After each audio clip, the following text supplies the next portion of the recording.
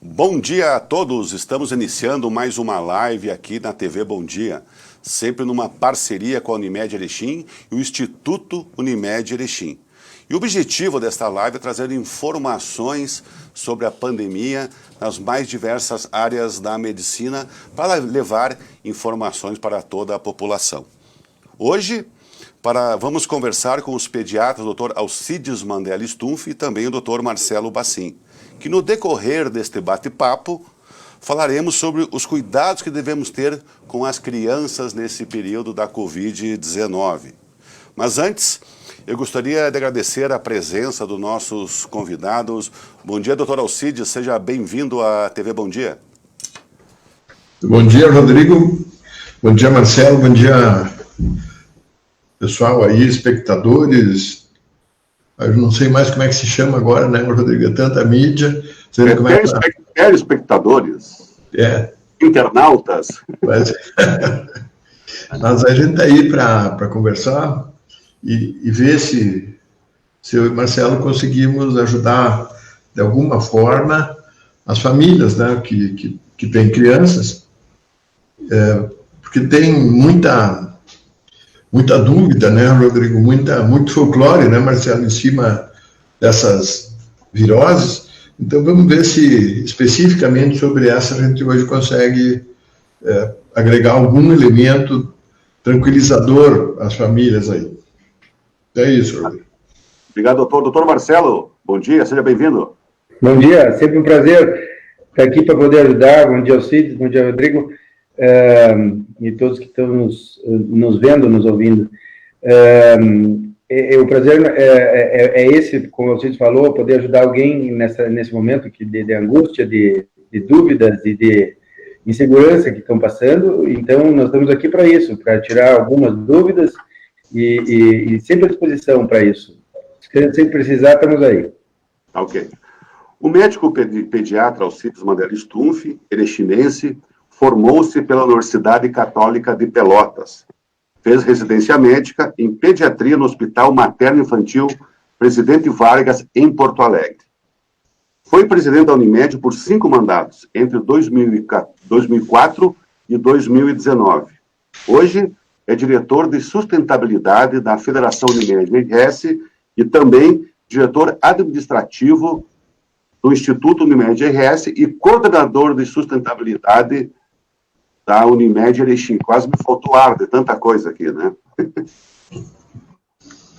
O doutor Marcelo Bassin, que também é natural de Erechim, formou-se pela Universidade de Passo Fundo e especializou-se em pediatria no Hospital São Vicente de Paulo de Passo Fundo. Hospital que eu nasci, viu, doutor Marcelo? Esse é o hospital que eu nasci. Por pouco não te atendo? Por pouco, uns 2 anos. Doutor Marcelo, eu vou começar pelo senhor, né, que até o momento, vários artigos têm sido publicados com a epidemiologia e as características clínicas da Covid, né? Porém, uma das coisas que vem chamando a atenção nessas publicações é a característica das doenças nas crianças. Mas isso não significa que as crianças tenham menor suscetibilidade à infecção, correto? Ou o que o senhor pode falar com relação a isso? Não, vendo esses trabalhos que têm saído, começaram pelos chineses e agora já vem trabalhos de outros centros, essa doença é uma doença que acomete tanto adultos quanto crianças. Elas têm a mesma suscetibilidade. Qualquer pessoa pode pegar essa doença. Então, as crianças são tão suscetíveis quanto os adultos. Mas, o contraponto que eu faço é que as crianças têm feito mundialmente muito menos sintomas. É uma doença muito mais leve, pouco ou quase nada de sintomas. Né? Elas são acometidas da mesma maneira, mas desenvolvem poucos sintomas, como outras viroses que a gente vê aí no dia a dia. Né? Entendi. Doutor Alcides, está me escutando? Sim, estou. É que estava com desligado, agora está correto. Doutor Alcides, o contato das crianças com os idosos, que cuidados temos que ter, que a gente viu na Itália exemplos lá com o italiano, abraça o neto e senta no colo e coisa e tal, né? A gente viu aquela parte norte da Itália, tivemos muitos casos, principalmente na Lombardia, né? Que cuidados tem que ter essa relação crianças e idosos? Tá. Deixa eu só, vamos dizer assim, completar a resposta do Marcelo. Fique à vontade. Porque, às vezes, há dúvida, como o Marcelo disse, ela afeta essa virose, chamar assim na linguagem popular, pega adulto como pega criança.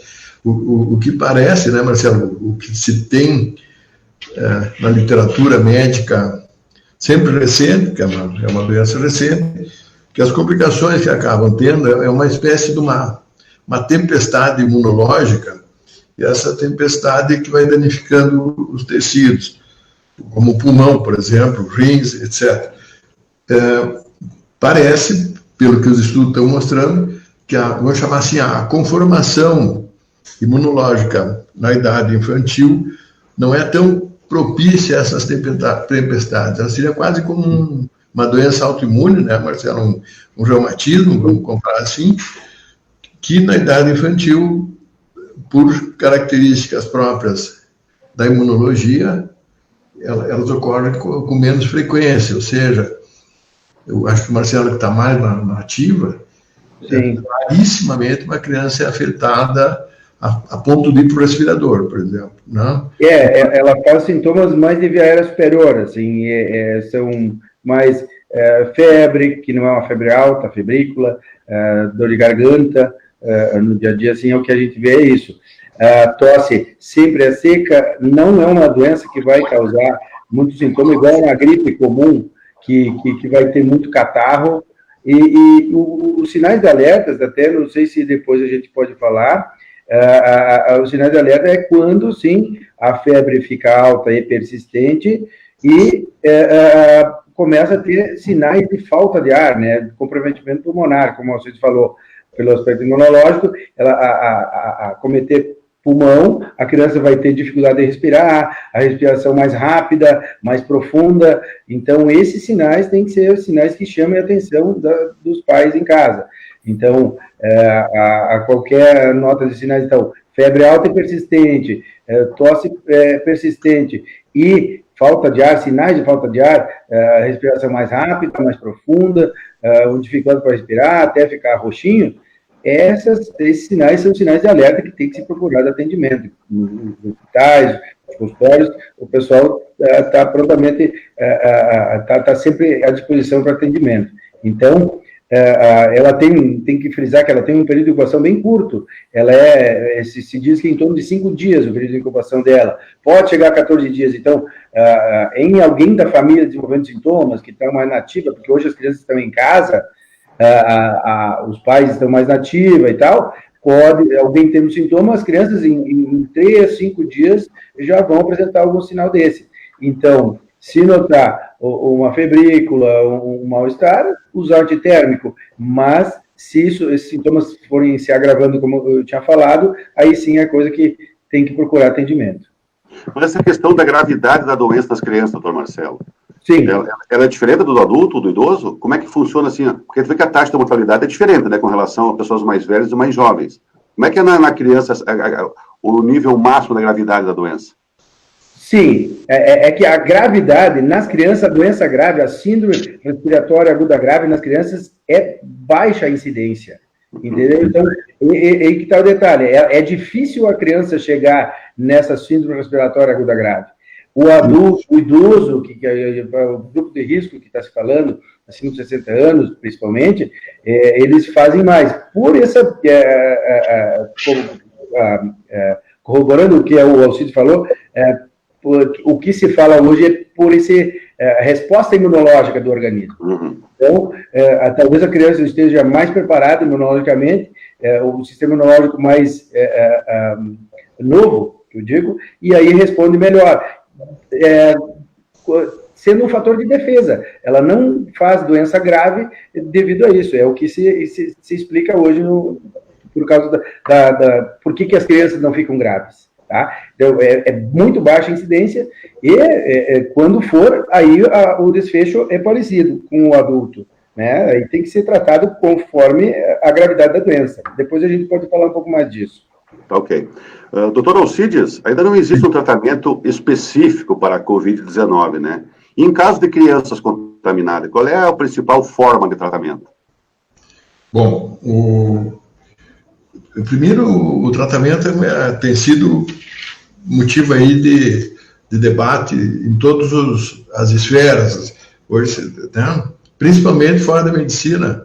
É uma coisa engraçada, hoje todo mundo dá palpite em cloroquina, e se vai cloroquina, se não vai cloroquina, etc. Mas os consensos entre os médicos estão sendo estabelecidos, há algumas variações não muito grandes. Nós discutimos isso com conhecimento científico, não discutimos na esquina, e isso muda um pouco. Até nos dá saudade um pouquinho do futebol, porque era bem mais agradável ficar ouvindo papo de futebol do que papo de cloroquina para pessoa que às vezes entendiam de futebol e que não entende nada de medicina, né? Então, o tratamento tem sido muito usado para levantar polêmicas que só interessa a quem não entende em geral. Quando a gente discute seriamente entre nós médicos, não há polêmicas, há evidências científicas.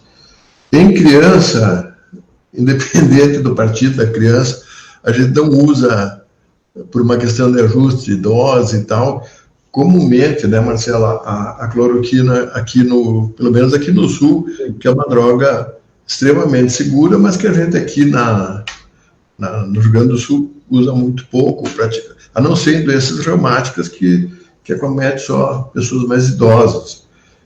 Então, como o quadro, geralmente, como o Dr. Marcelo colocou claramente, na criança a incidência dele é muito mais semelhante, vamos dizer, uma gripe forte do que uma doença mais grave. Isso acho que já ficou bem explicado agora há pouco, e também o porquê disso.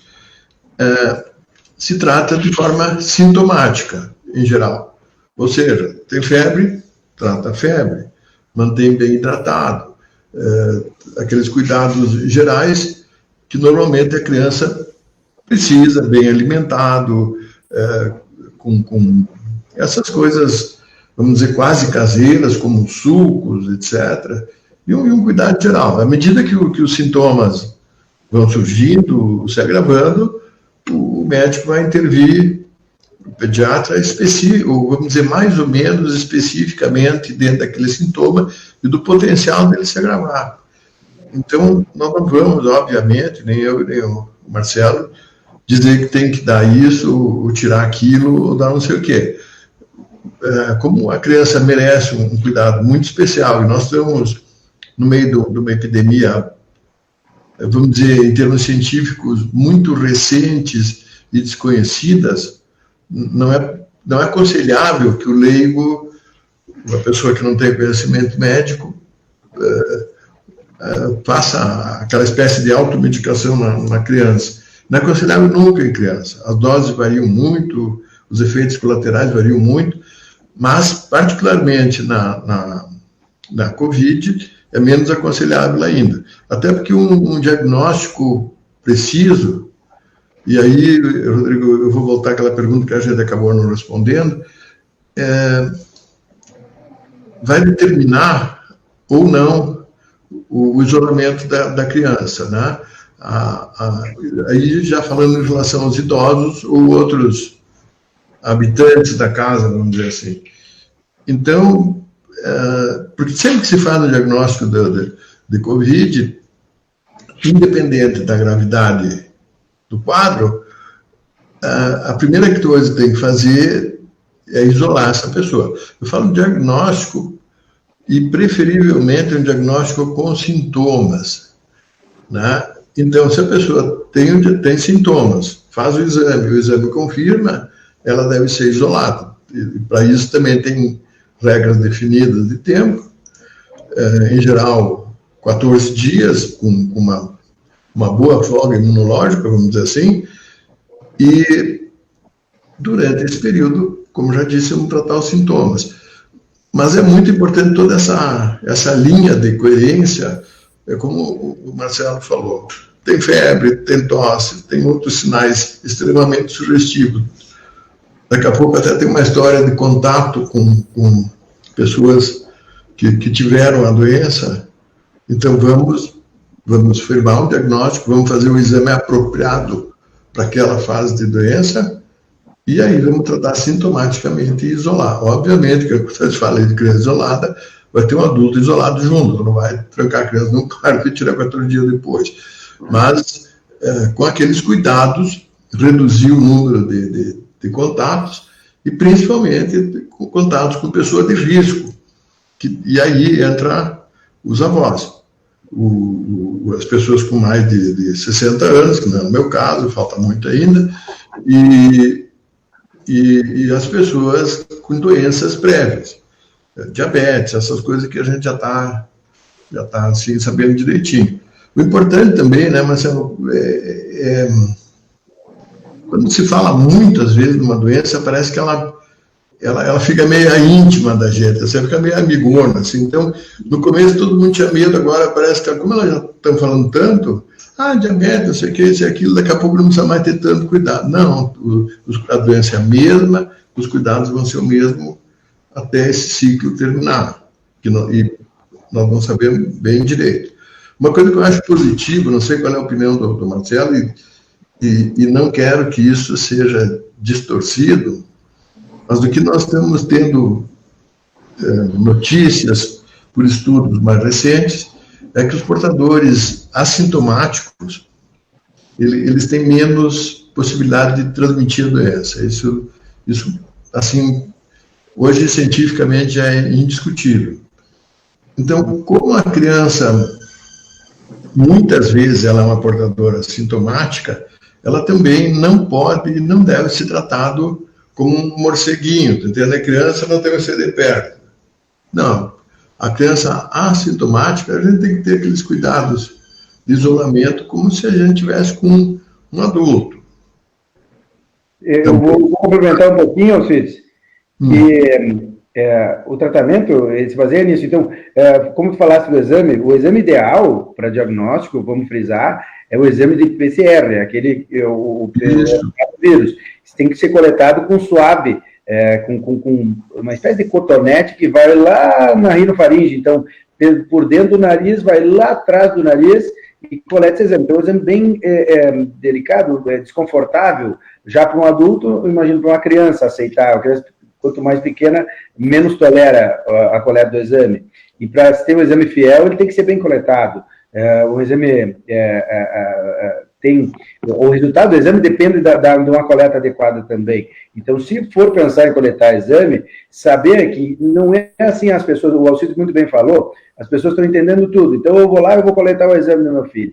Então, cuidado, sempre peça orientação para o profissional de saúde, porque o exame tem time para o exame, cada exame é melhor em determinada hora da doença, né, tempo da doença. Então, o melhor exemplo para diagnóstico na fase aguda sintomática é o PCR do vírus. Então, o PCR do vírus é coletado por suave da rinofaringe. Então, esse é um exame desconfortável, que é difícil da criança tolerar, mas não é impossível de coletar. E tem que ser uma coleta bem feita para o exame ter ser mais fiel, o resultado dele. E quanto a tratamentos, também, como a maioria é uma doença pouco sintomática ou assintomática, o tratamento sintomático consiste em dar analgésicos comuns, como paracetamol, dipirona, que são coisas corriqueiras do dia a dia que a gente tem em casa. Qualquer pessoa que tenha criança em casa vai ter esse tipo de medicação. Mas, se considera nos protocolos da Sociedade Brasileira de Pediatria, principalmente, nos casos moderados, que vão necessitar uma internação hospitalar, talvez, ou perto de iniciar, até que tu não tenha uma certeza de que possa ser também uma influenza, pode-se cogitar o uso do famoso Tamiflu, que é o tratamento para a influenza, que não trata o vírus da Covid, né? E naqueles casos mais graves, pacientes que vão para a UTI, que necessitam de suporte ventilatório, o esquema, a sociedade até no começo tinha um esquema com hidroxicloroquina e azitromicina. Hoje você caiu um pouco por terra, se deixou um pouco mais de lado, se considera a hidroxicloroquina com menos veemência, como o Alcides falou. No começo começou a se falar mais desse esquema azitromicina e hidroxicloroquina para falar das drogas mesmo. e hoje se fala menos. Mas, quando necessita UTI, tem que ter suporte de oxigênio, pode ser usado oxigênio de várias maneiras, às vezes até para uma ventilação não invasiva, quer dizer, não entubar o paciente, e em casos mais graves, até se precisar entubar e ventilação mecânica. Então, tudo isso se faz dentro de uma regra, de sinais e sintomas que se observa no decorrer da observação da criança, da evolução do tratamento da criança, e se dá tratamento de suporte. Como é uma doença viral e que não tem um remédio que mate especificamente esse vírus, falando linguagem bem acessível, nós temos que tratar sintomático e, dependendo dos sintomas, ser mais invasivo ou menos invasivo, dependendo dos sintomas que a criança apresenta. Então, para a gente encerrar, então, parte do tratamento, antibióticos são usados para quê? Para bactéria. Então, se a criança faz, no decorrer do tratamento, uma infecção secundária a esse vírus, se usa antibióticos. Os corticoides, que agora, até ontem mesmo, saiu mais recentemente um trabalho falando dos corticoides, a gente já usa há muito tempo corticoide, criando doença respiratória grave, asma, bronquiolites e tudo mais, na fase aguda de inflamação, se usa esses corticoides no tratamento. Então, tudo isso já faz parte do hall de tratamento que a gente vem com outros tipos de vírus. E tudo isso está sendo bem estudado e está sendo sedimentado, está sendo colocado em prática. Agora, para encerrar, então, a minha fala, quanto a essa parte, o tratamento específico do vírus não temos ainda. A vacina, eu escuto bastante zum aí, não sei se que está para vir logo, não vamos anunciar a vacina antes do tempo, mas não é coisa para demorar o surgimento da vacina. Então, eu acho que vai ser o grande, a libertação da gente da doença. A gente vai conseguir imunizar mais gente, não só pela doença, e sim também pela vacina, e aí vai se conseguir ter menos circulação desse vírus. Eu quero ler aqui só um minutinho, doutora, eu quero ler uma mensagem que veio aqui de Vilhena, bem longe daqui, né? Uhum.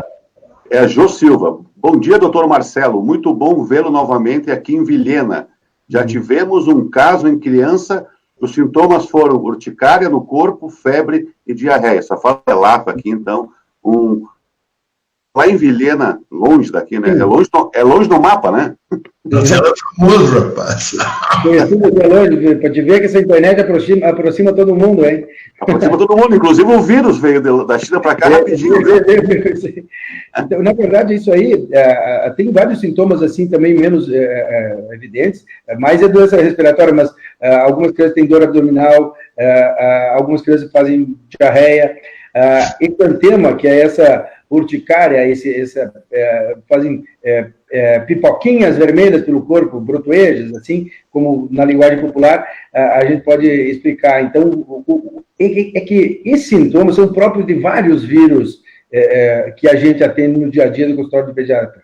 Então, exantema pós-viral é muito comum. Às vezes tem alguns casos relatados de plaquetopenia, como que baixa de plaquetas, com dificuldade de coagulação, tudo mais, que alguns vírus podem fazer, sim, numa forma mais adiantada da doença, não é na forma inicial da doença. Então, a gente tem que estar atento a tudo. Como é uma doença nova, tudo tem que ser pensado. Agora, tudo com calma, por isso que é bom sempre ter assistência do profissional de saúde, fazer as coisas em casa, por si só, às vezes depois a gente vai carregar a culpa de não ter feito um atendimento adequado para a nossa criança. Rodrigo, pois não. Só deixa eu reforçar 2 ou 3 pontinhos aí, ou frisar. Primeiro, nós pediatras temos vamos dizer assim, a maioria dos casos que a gente atende na nossa vida, talvez 70%, 80%, né, Marcelo, são viroses. Então, nós temos muita vivência no tratamento de viroses, no tratamento sintomático, ou manutenção, e como, vamos dizer, essa doença, de alguma forma, na criança, ela se apresenta, em geral, quase como uma virose comum, vamos chamar assim, entre nós médicos, nós temos boas condições de ajudar bastante, inclusive a nível de consultório. Segundo, para nós pediatras, não foi surpresa que o corticoide ia ser um elemento importante nesse tratamento. É justamente por isso, pela nossa vivência, o uso de corticoide quando necessário, né, Marcelo? Na dose necessária, no tempo necessário. Então, a gente também não está aqui dizendo para sair todo mundo dando corticoide, muito antes pelo contrário. No dia a dia, não precisa. Que a gente está acostumado com essas doenças que dão pipoquinha, que dão dor de garganta, que dão diarreia, esse quadro típico das viroses, tá? Outra coisa que eu gostaria de complementar, que o Marcelo tocou no assunto importantíssimo, e que está levando as pessoas às vezes, a atitudes, vamos chamar assim, precipitadas, em relação aos exames. Os exames dá para fazer um esqueminha bem simples, que é para não fazer sem a orientação médica.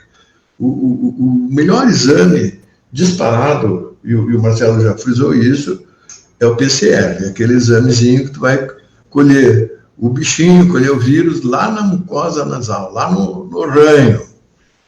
Então, primeiro, esse exame é o mais fiel, porque ele é específico para esse vírus dessa cepa que está causando. Então, ele é colhido na primeira semana de doença, que é quando os sintomas estão exacerbados. No decorrer da doença, e aí a gente está falando mais naquele tendência do adulto, quando os sintomas começam a se agravar, esse exame pode negativar, ele pode desaparecer. Então, e aí começam a dar positivo o chamado exame rápido. Então, aí começa a confusão. Por quê? Porque a gente ouve exame rápido, pensa que é o exame que tem que ser feito no começo. Não, o exame rápido, numa sequência lógica, ele começa a dar positivo, não é bem assim, mas assim, à medida que o vírus vai saindo da secreção nasal ali, da orofaringe, vão se formando os anticorpos, que é o que vai positivar o exame rápido. Então, por exemplo, se você fizer um PCR na primeira semana, arredondando, de sintomas, ele vai dar positivo e está feito o diagnóstico. Agora, se tu fizer o tal do teste rápido na primeira semana, ele pode dar uma espécie de falso negativo, porque a criança, o adulto, ainda não tinha as defesas organizadas e ele vai medir a capacidade de defesa. Não fez anticorpos para a doença, não é, Alcides? Que na fase aguda, esses anticorpos respondem pelo IgM. Então, esse teste rápido vai dar IgM positivo nos primeiros dias, ali, entre 6 e 8 dias, até uns 14 dias de doença. O IgM vai estar. E depois que vai positivar o IgG, geralmente, que é a defesa, que é como se tivesse vacinado para a doença, não é? Então, por isso que se tem um tempo, como eu falei, para se pedir os exames, que as pessoas estão muito ansiosas de fazer o exame. Então, cada exame tem tempo a ser pedido, por isso que as pessoas podem se atrapalhar se fizerem sem orientação de profissionais, né? Isso é relevante, porque veja só a confusão que pode dar, Rodrigo. Se a pessoa, por autorrecreação, vai lá e pede para fazer um PCR na primeira semana, ele vai dar negativo. E a criança o adulto pode estar doente.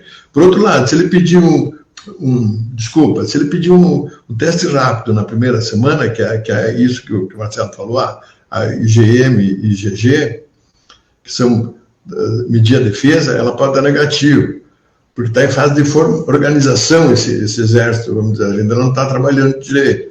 Agora, se pedir o PCR, que é o exame da secreção, lá no segunda, terceira semana em diante, ele pode dar negativo. No final da história, vira uma confusão. Então, tem que ter orientação médica para fazer o exame. Senão, você vai ter falso negativo, que é um problema. No mínimo, vai ficar transmitindo para os outros sem saber. Então, o que a gente está frisando aqui é que os exames devem ser feitos sob orientação médica. Eu queria frisar só uma coisinha que o Alcides falou, eu lembrei agora, da transmissão das crianças assintomáticas.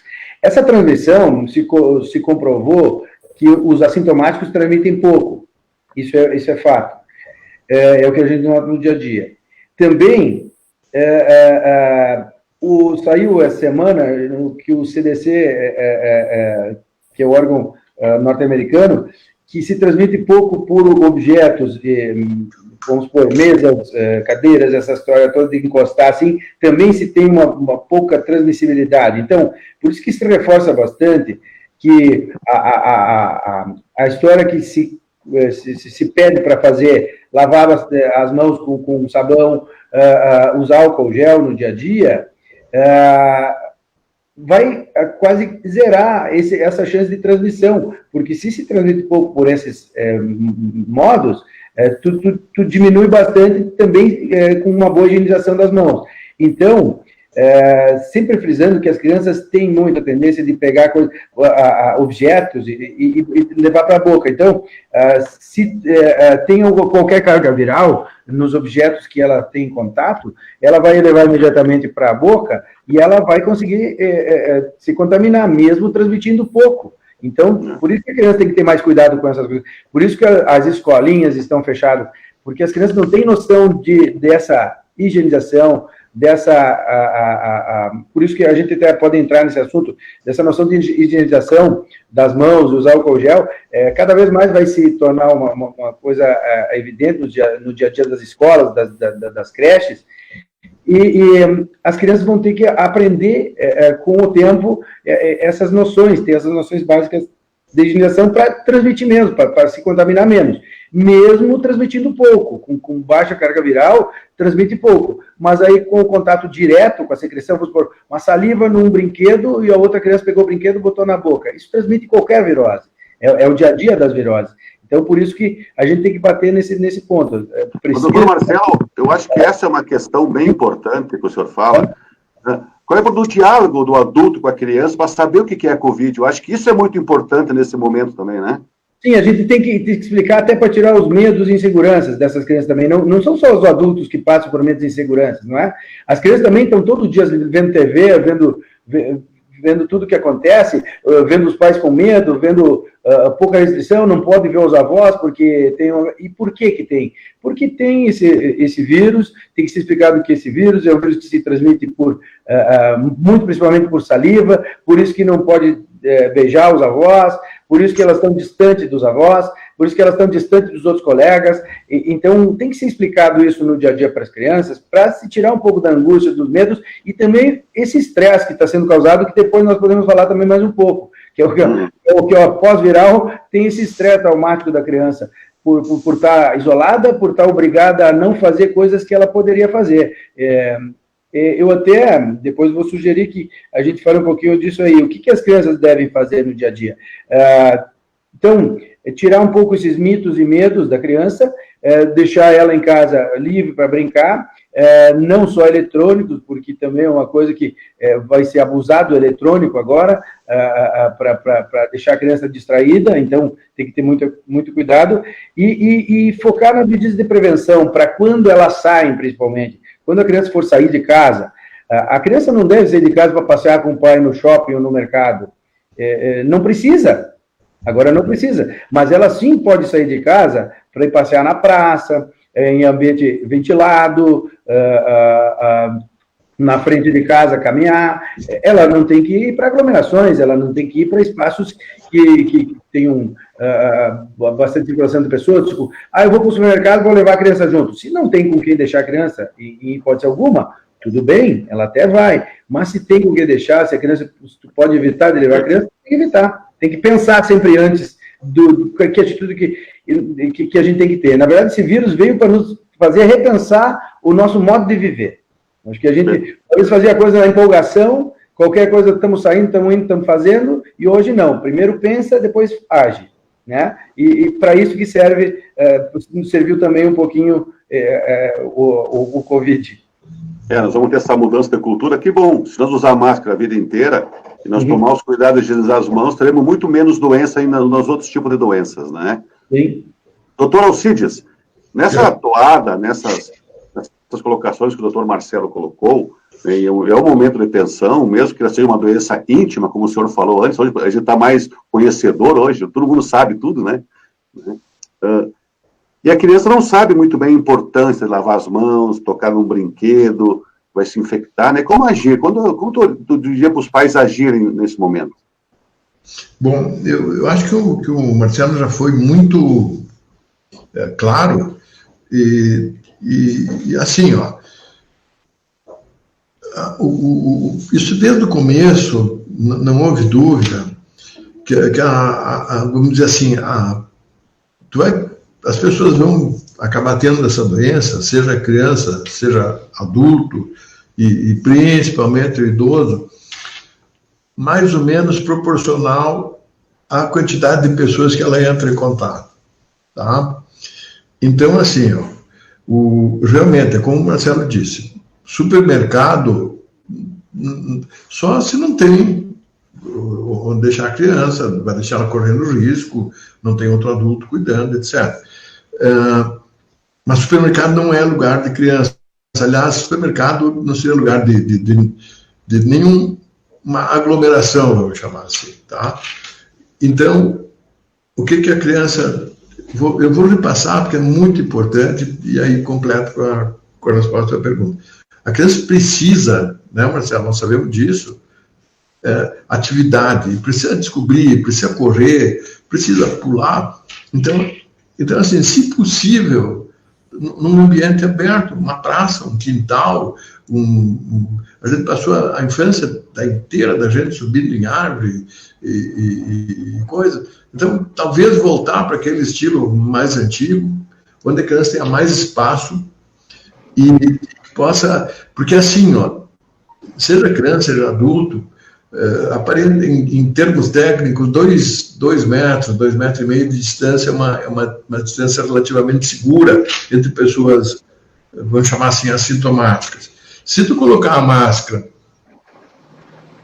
a coisa está resolvida. Agora, então a criança de máscara, correndo numa praça, ou mesmo sem máscara, se ela estiver longe dos outros, não tem problema nenhum e deve acontecer. Ou no quintal, ou onde quiser, numa quadra esportiva, não interessa.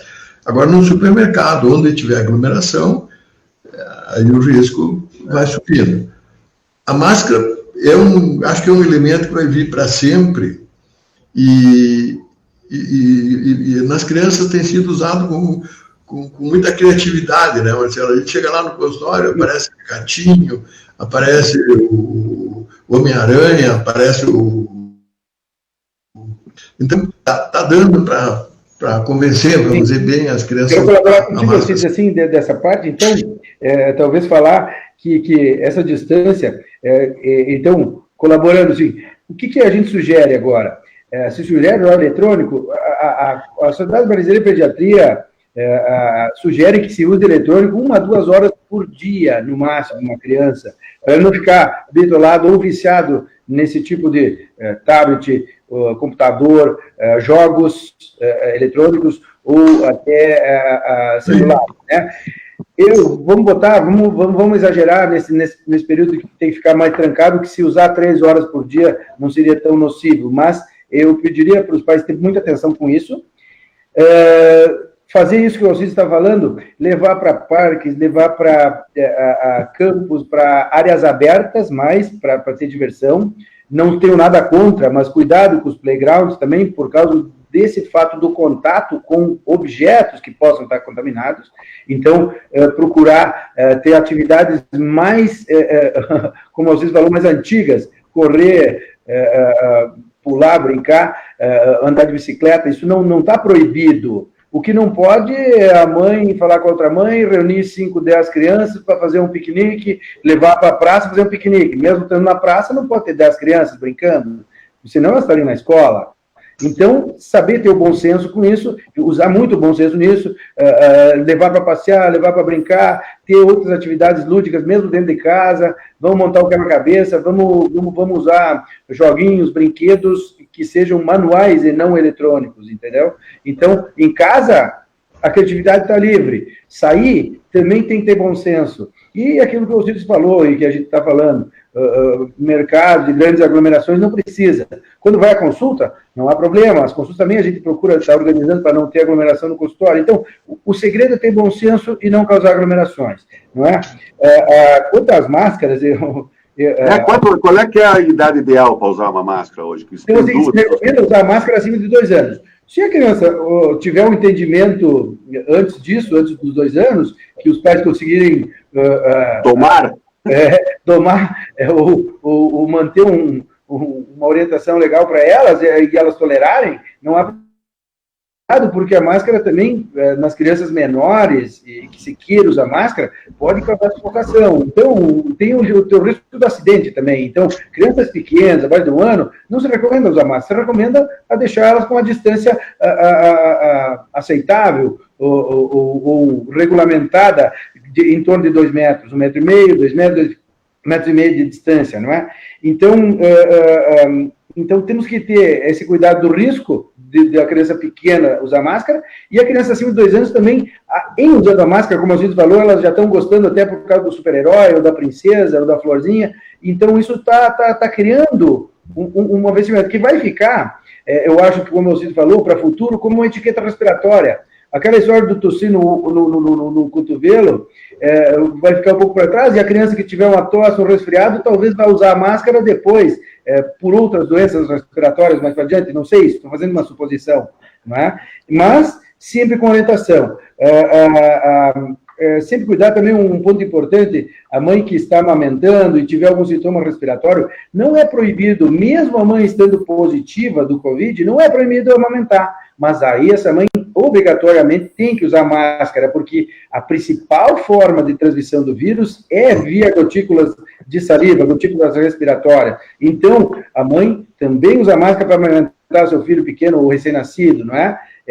Isso tem que ser bem frisado. Então, o uso da máscara vai ser uma coisa constante, o povo vai ter que se acostumar com isso. Apesar de ser ruim e desconfortável, todos nós teremos que nos acostumar com essa nova realidade, né?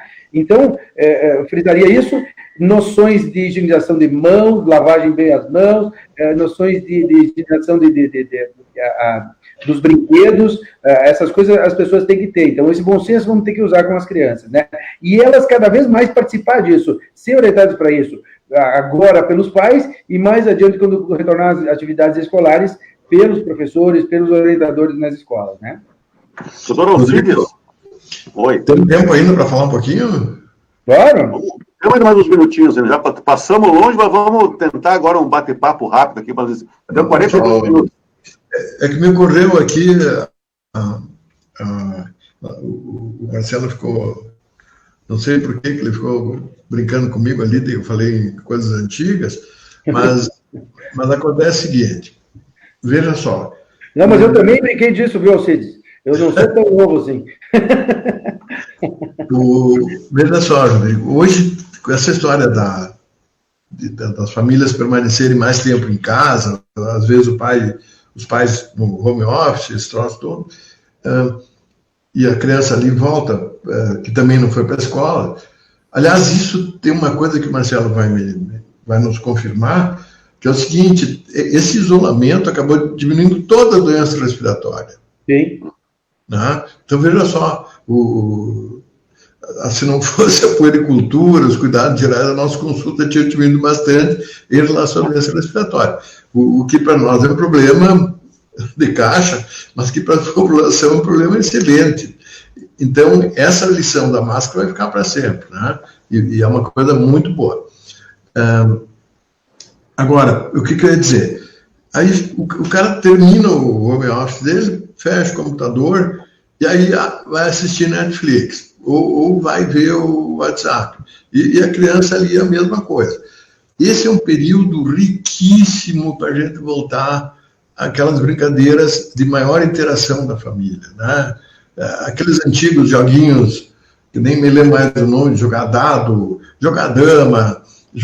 As crianças, essa interação vai melhorar muito o convívio familiar. Tem crianças espertinhas que com 9 anos já jogam até escovão, né, Marcelo? É possível tu jogar uma canastra, uma coisa assim, e Com isso, certeza absoluta, eles são mais ligeiros que a gente, viu, você? isso traz um convívio fantástico com os adolescentes, quase que um resgate nessas atividades lúdicas familiares. E como está todo mundo trancado ali dentro, e tem momentos que, vamos dizer, o nível de saturação sobe, tanto deles mais jovens para conosco, mais velhos, e vice-versa, essa interação através de jogos lúdicas é fantástica e é um resgate, às vezes, até do convívio familiar, até de resolução de problemas que estavam lá meio de lado. Então, dentro do possível, é uma recomendação médica minha e do Marcelo.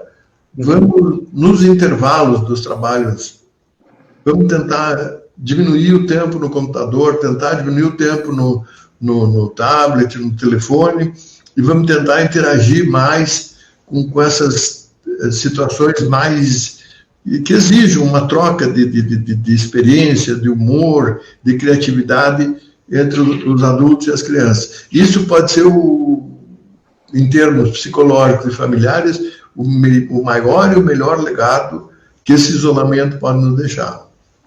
Eu acho que uma pergunta que é extremamente importante, em função do isolamento social, doutor Marcelo, eu tenho muito medo, tem muita coisa ainda que o pessoal está aprendendo, uns reagem de uma maneira, outros reagem de outra. Sim. E a manutenção do calendário de vacinação, os pais têm que estar atentos a isso, né? De outras doenças. Isso que eu ia falar para vocês. Eu acho que essas histórias do isolamento, não pode, as pessoas não podem, assim, ó, o isolamento tem que ser usado de bom senso. As atividades essenciais têm que ser mantidas. Então, as atividades essenciais da criança, o que eu digo?